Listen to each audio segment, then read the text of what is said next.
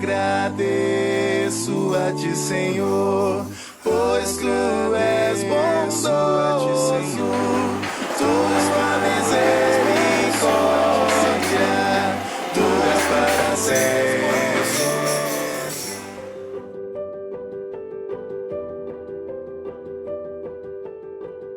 Um fator importante como pastor da igreja, exatamente no ano de 2023, o ano que a igreja completa 120 anos, é a visão de futuro.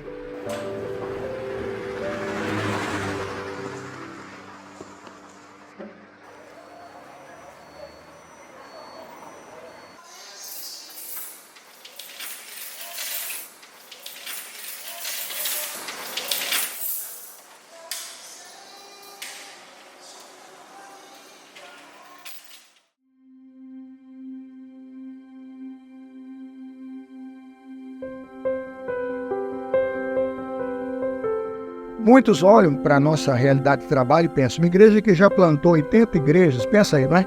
São 31 igrejas filhas, 31 igrejas netas, 14 bisnetas, 4 trinetas. Somos 80 igrejas. Alguns vão dizer, missão cumprida, já é tempo de descansar. É o contrário.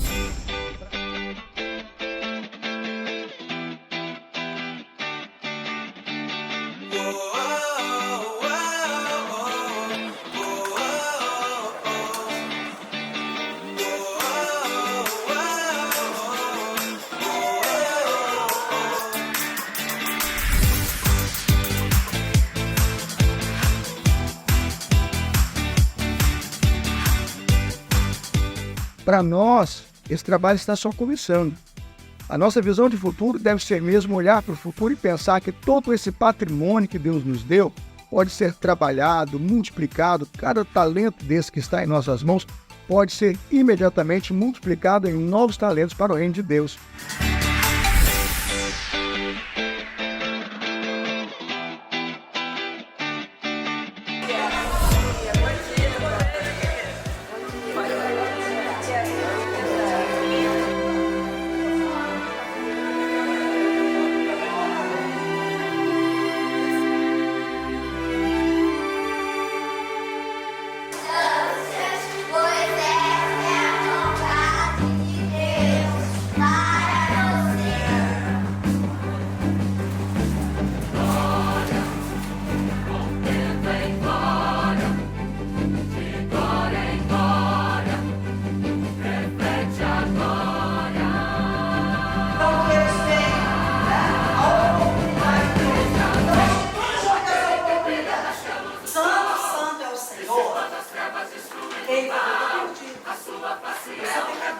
Sabe o que significa, Emanuel? Deus conosco.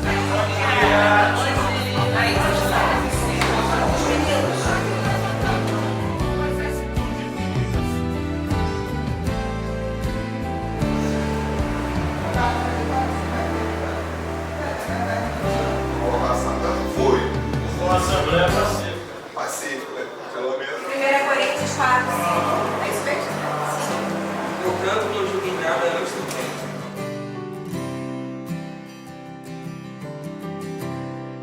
Deus já decidiu lá no início da criação. Aqui não, a eleição é condicional.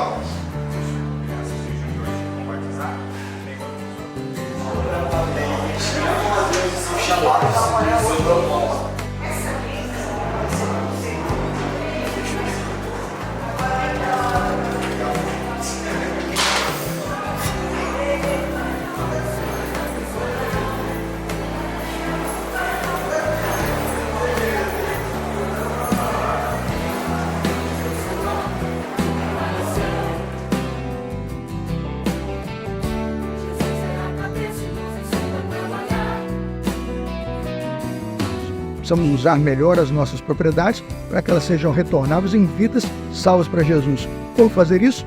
Nos próximos 5 anos, desenvolver uma rede ministerial, um trabalho ministerial, onde a gente consiga alcançar os resultados de ver todo esse patrimônio, todo o ativo de membros multiplicado nos lares, multiplicado em plantação de igrejas e também sonhamos com igrejas plantadas em outros países. É um sonho, sim, mas é o que vai manter a igreja viva, um projeto de futuro para uma igreja centenária. Que a graça e a paz do nosso Senhor Jesus Cristo sejam com sua igreja nesta manhã, amém? Irmãos, alegrei-me quando me disseram. Resgatar a memória de uma igreja centenária, como a da primeira Igreja Batista de Campo Grande, não é uma tarefa fácil. É empolgante e satisfatória, mas não é fácil. São 120 anos pregando o Evangelho, fazendo missões, batizando em nome do Pai, do Filho e do Espírito Santo, discipulando, servindo, cuidando dos órfãos e das viúvas. Para esse serviço, além de ouvir alguns depoimentos de irmãos e membros da igreja, foi importante buscar o relato histórico produzido pelo pastor Gilson do Carmo Batista, autor do livro A Inusitada Trajetória de uma Igreja Centenária, publicado em 2013. Descobrimos, por exemplo, que a PIB de Campo Grande é a terceira Igreja Batista do Rio de Janeiro.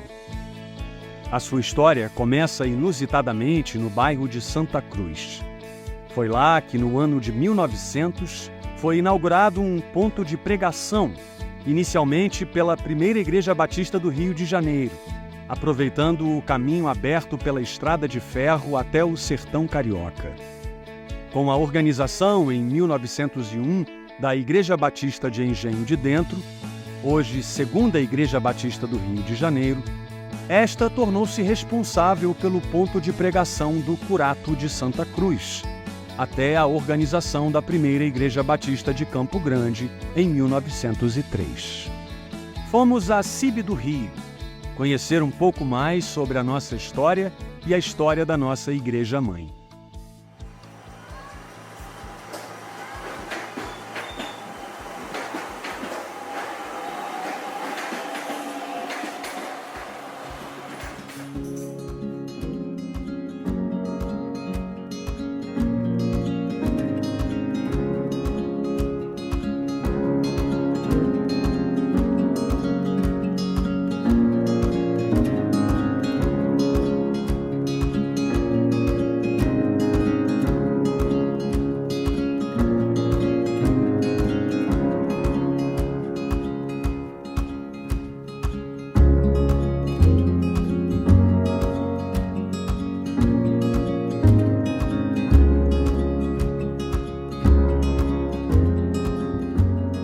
O pastor William Ettinger, que começou o trabalho lá na igreja de Campo Grande, lá para 1901, 1902, ele realizava os cultos aqui, ele ia até Campo Grande para fazer o ponto de pregação e depois voltava.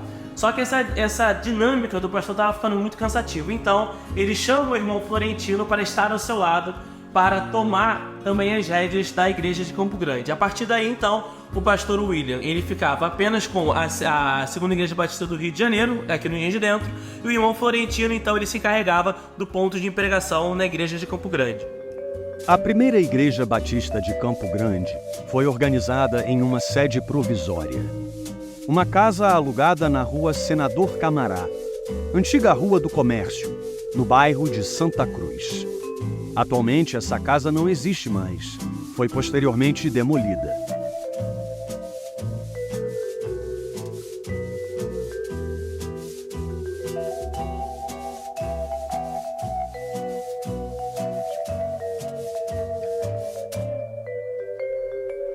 Em 18 de dezembro de 1903, um sábado, ocorreu a organização da Igreja de Cristo, denominada Batista, com P mudo na época, do Curato de Santa Cruz, hoje primeira Igreja Batista de Campo Grande, sob os auspícios da primeira Igreja Batista de Engenho de Dentro, hoje segunda Igreja Batista do Rio de Janeiro.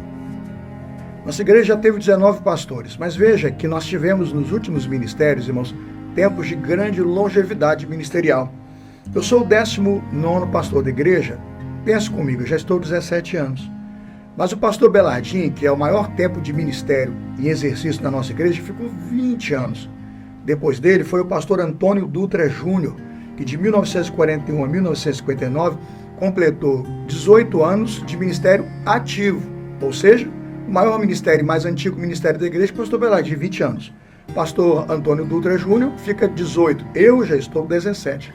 Depois de mim, o pastor Laurindo, que ficou 12 anos. Por que eu dou essa informação para você procurar no livro e se interessar pela história? Nós somos uma igreja onde os pastores têm tido tempos de ministério muito profícuos, muito longos. Isso mostra o quê? Estabilidade do colégio pastoral. Curiosidade, é bom você ficar sabendo mais sobre a nossa igreja. Uma coisa que tem marcado a minha vida é conhecer a igreja na sua história e na sua tradição. E perceber que a nossa igreja tem por tradição, na sua história de formação pastoral, convocar pastores do seu próprio colégio pastoral e da sua escola de pastores. Fato curioso está aqui no livro, que o pastor, de alguma forma, o pastor Belardim, ele se relacionou com o pastor José Nite Pinheiro, que o pastor José Nite Pinheiro se relacionou com o pastor Israel Pinheiro. E você perceba que Israel sai, o pastor José Nite assume a igreja, quando o pastor José Nite Pinheiro sai, o pastor José Gonçalves assume a igreja, depois assume o pastor Belardinho, que foi também, pessoa que conviveu com o pastor José Nite.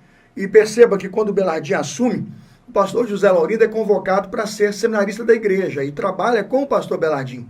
Quem vai suceder o Belardinho? O próprio pastor José Laurindo. E aí a última curiosidade que eu acho interessante na vida da igreja. Eu sou o 19º pastor, fui cenarista do pastor Laurindo, e quando a igreja convocou um pastor para sucedê-lo, eu fui convocado. Ou seja, a nossa igreja tem tradição de buscar pastores no seu colégio pastoral, na sua própria escola de pastores. Isso é muito bom você saber, porque mostra a força de nossa igreja e a tradição de nossos costumes.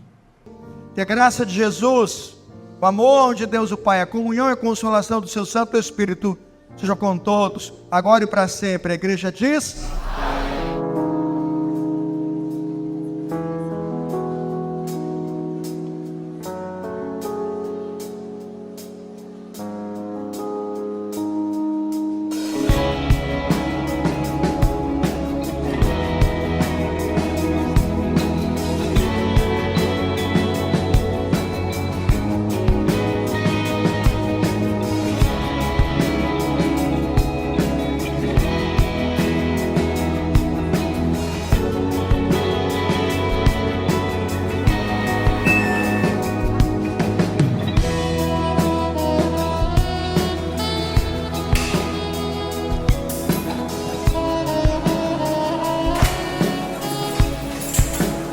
Somos uma igreja que não para.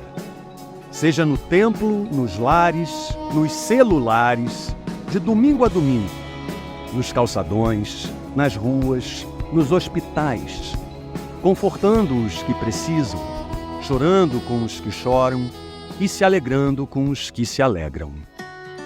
Somos a igreja que ora. Somos a igreja que prega o Evangelho.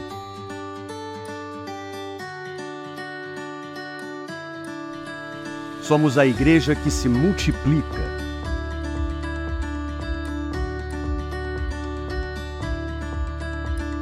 Somos a igreja que inclui. Somos a igreja que louva.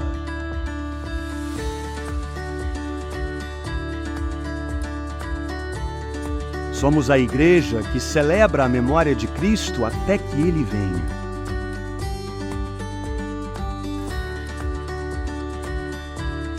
Somos a igreja que celebra a vida.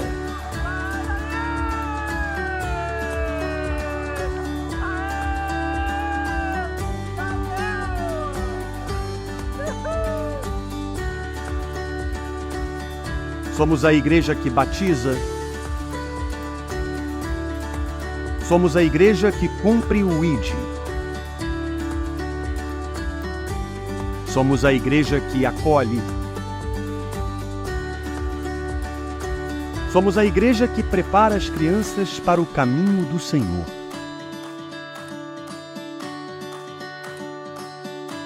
Somos a igreja que não se separa nem em momentos adversos. Somos a igreja missionária.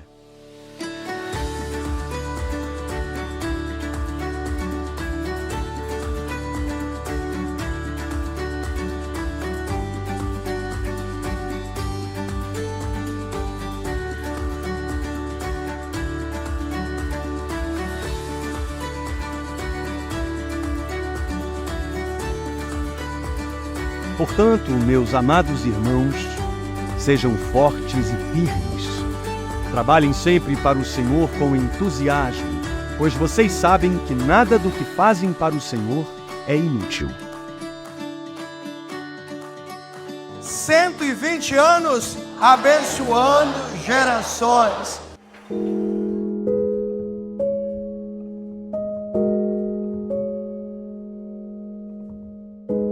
Já fizemos parte deste culto tão maravilhoso, deste culto, Senhor, o qual nos chama, nos convida para louvar, para te adorar, para te glorificar. Senhor nosso Deus, nosso Pai amado, mais uma vez aqui está a tua igreja para te adorar, ó Deus, para te dizer, nós te amamos.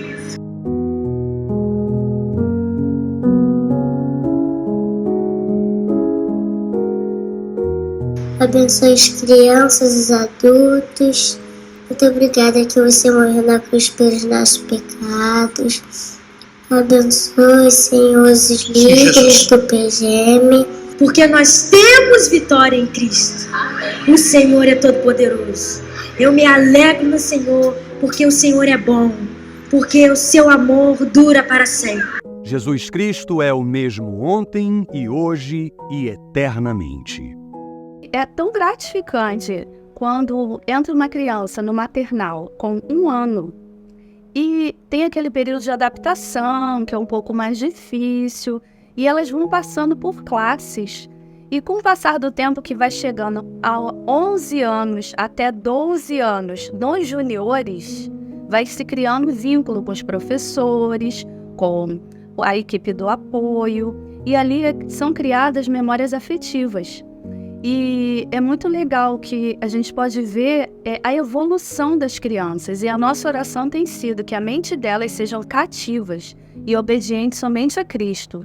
Porque quando elas estiverem lá fora, elas vão estar obedientes ao Senhor. O embaixador é um representante de Jesus Cristo aqui na Terra. Por isso nós falamos que nós, indo por todo o mundo, fazemos discípulos de todas as nações, batizando em nome do Pai, do Filho e do Espírito Santo. E qual é o legado disso tudo, meus amados irmãos e irmãs? É que os garotos estão sendo trabalhados, forjados com a palavra de Deus, com o Evangelho da paz, Evangelho da salvação. Por isso que é muito importante a gente trabalhar essa questão da Bíblia com nossos meninos, porque é melhor você construir meninos agora, ensinando a ele o caminho da salvação, o caminho da perfeição com Jesus, do que daqui a pouco, mais tarde, ter que remendar homens que estão nas drogas, nos vícios, destruindo a sociedade. Elas amam a Deus, elas amam servir a Deus, e é isso que nós desejamos, né? Continuamos orando para que o Senhor possa estar despertando cada vez mais as meninas, para que elas possam estar resplandecendo a luz de Cristo, vivendo os 5 ideais, né, da nossa organização, que é a oração, leitura da Bíblia, missões, mordomia, boas obras, e o nosso desejo aqui é elas continuem firmes no propósito, né, de servir e amar ao Senhor, juntamente com as suas famílias, e oramos sempre por isso, né, pelas meninas, pelas famílias, pela nossa igreja. Levanta-te e resplandece, porque já vem a sua luz. Isaías 61a. O semeador saiu a semear. Enquanto lançava a semente, parte dela caiu à beira do caminho, e as aves vieram e a comeram. Parte dela caiu em terreno pedregoso, onde não havia muita terra, e logo brotou, porque a terra não era profunda. Mas quando saiu o sol, as plantas se queimaram e secaram, porque não ainda tinha raiz. Outra parte caiu no meio dos espinhos, que cresceram e sufocaram as plantas. Outra ainda caiu em boa terra, deu boa colheita, a 100, a 60 e 30 por 1. Aquele que tem ouvidos para ouvir, ouça. Portanto, ouçam o que significa a parábola do semeador. Quando alguém ouve a mensagem do reino e não a entende, o maligno vem e arranca o que foi semeado no seu coração. Esse é o caso da semente que caiu à beira do caminho. Quanto à semente que caiu em terreno pedregoso, esse é o caso daquele que ouve a palavra e logo a recebe com alegria. Todavia, visto que não tem raiz em si mesmo, permanece pouco tempo. Quando surge alguma tribulação ou perseguição por causa da palavra, logo a abandona. Quanto à semente que caiu no meio dos espinhos, esse é o caso daqueles que ouvem a palavra, mas a preocupação desta vida, o engano das riquezas, a sufocam, tornando-a infrutífera. E quanto à semente que caiu em boa terra, esse é o caso daquele que ouve a palavra e a entende, e dá uma colheita de 100, de 60 e 30 por um.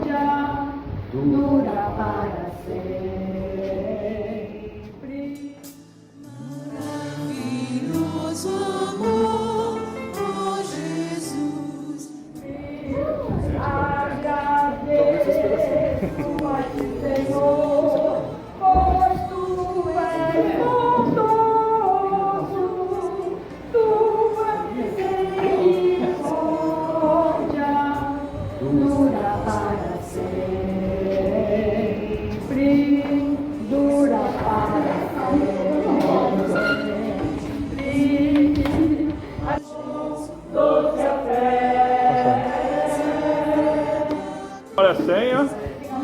Olha a senha. Este nome da consolo.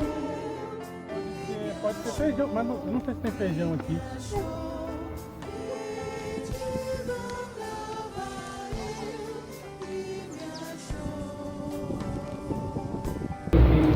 Todos aqueles que você crê, não pereçam, mas tenham vida.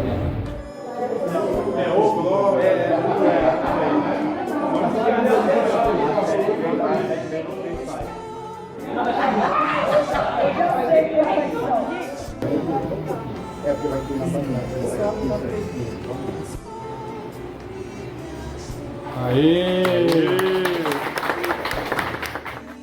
Fica igual tinha no Brasil.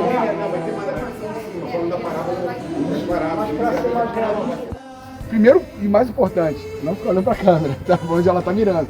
Acompanha sempre o que elas duas estão fazendo aqui. Mas isso que você tá vendo aí também tem um tá vendo? Tem uma...